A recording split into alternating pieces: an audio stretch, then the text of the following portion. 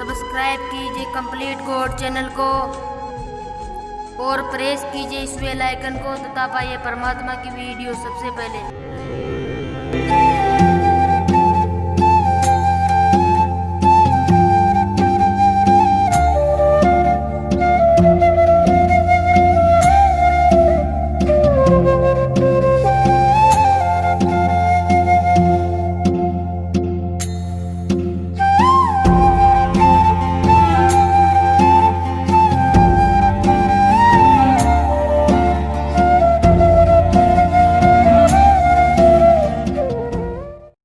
तो बच्चे भी इस बात को समझेंगी, बेटियां भी, हम यहाँ के हैं ही नहीं, हम तो सतलोक के वासी हैं। वहां जाएंगे, वहां कोई चीज का अभाव नहीं, वह ऐसी सृष्टि है, वहां जाकर परिवार बनेगा आपका।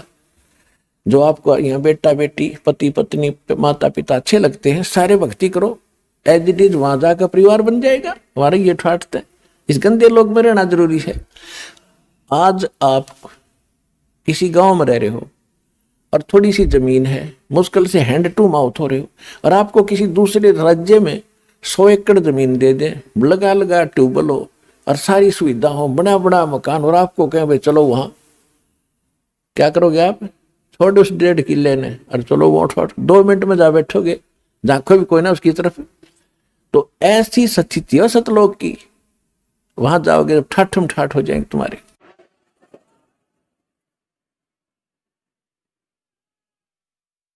तो यहां परमात्मा कहते हैं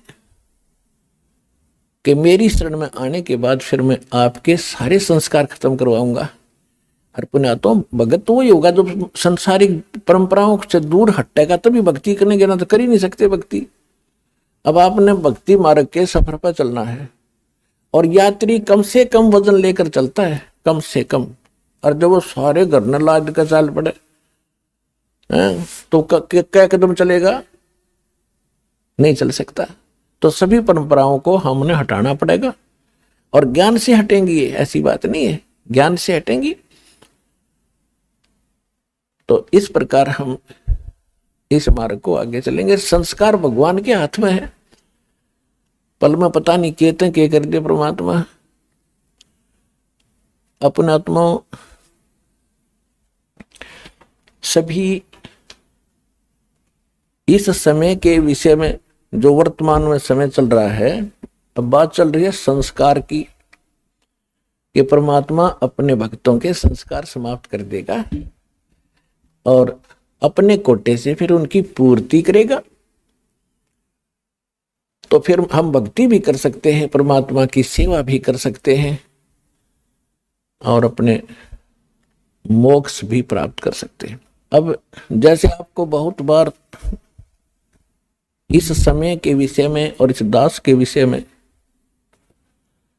बहुत सी भविष्यवाणियां भी आपको सुनाई गई है कि ये ऐसा अनमोल समय है पुण्यात्माओं, भगवान ने तो ये निर्धारित कर ही रखा है 600 वर्ष पहले।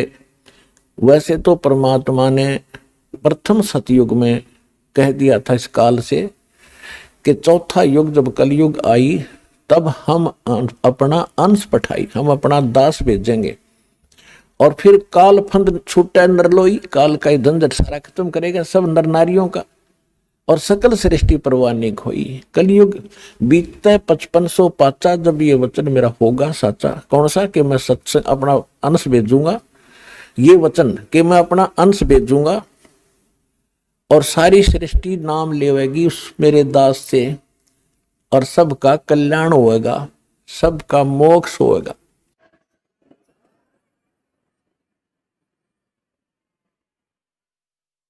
और फिर बताया है कि कलयुग बीत जावे जब एता, यानी 5500 वर्ष बीत जाएगा जब कलयुग, सभी प्राणी परम पुरुष पद चेता, सभी प्राणी उस परमात्मा के उस परम पद के जानकार हो जाएंगे। कौन से के? गीता अध्याय नंबर 18 के श्लोक नंबर 62 में, गीता अध्याय नंबर 15 के श्लोक नंबर 4 में कहा कि अर्जुन तो सर्वभाव से उस परमेश्वर की शरण में जा, उसकी कृपा से तो परम शांति को और सनातन परम धाम को प्राप्त होगा। शाश्वत स्थान कभी नाश में न आने वाले को सातवां स्थान कहते हैं, उसको सतलोक कहते हैं। लोक माने धाम स्थान। गीता अध्याय नंबर 15 के श्लोक नंबर 4 में कहा कि तत्वदर्शी संत की प्राप्ति के उपरांत परमेश्वर के उस परम पद की खोज करनी चाहिए जहां जाने के बाद साधक फिर कभी जन्म मृत्यु में नहीं आते।